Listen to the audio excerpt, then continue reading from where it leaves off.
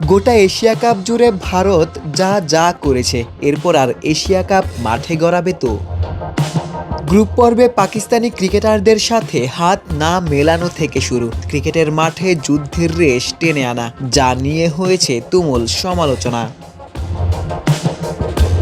এরপর সুপার ফোরে ভারতের বিপক্ষে পাকিস্তান ম্যাচ খেলতে অস্বীকৃতি জানায়। যদিও মহসিন নাকভি দলকে মাঠে আনতে পেরেছিলেন। ঘণ্টাখানেক বিলম্বে খেলা শুরু হয়েছিল, তবে ফাইনালে দু দলের বৈরিতা সবকিছুকেই ছাড়িয়ে গেল। ক্রিকেটের দুই পরাশক্তি ক্রিকেটীয় স্পিরিটকেই বুড়ো আঙুল দেখালো।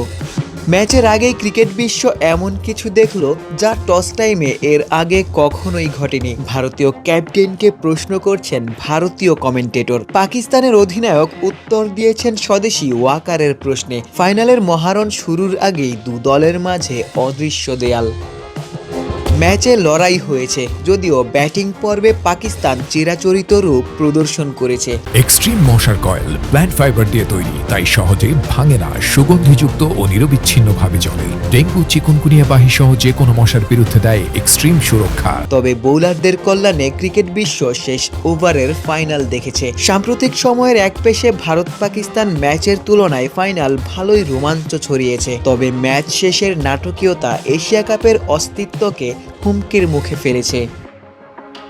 ম্যাচ শেষে পুরস্কার বিতরণী অনুষ্ঠানে এক দলের জন্য অপেক্ষা। শেষমেশ এসেছে দু দলই। পাকিস্তান ক্যাপ্টেন রানার আপের পুরস্কারও নিয়েছেন। বিপত্তি বাধে ভারতীয়রা বেঁকে বসায়। এসিসির সভাপতি পাকিস্তানের মহসিন নাকভির হাত থেকে ট্রফি গ্রহণ করতে অস্বীকৃতি জানায় ভারত। এমনকি নাকভির স্টেজে থাকা নিয়েও ঘোর আপত্তি। নাকভিও অপমানে মাঠ ছেড়ে চলে গিয়েছেন, ট্রফিটাও নাকি সঙ্গে নিয়েছেন।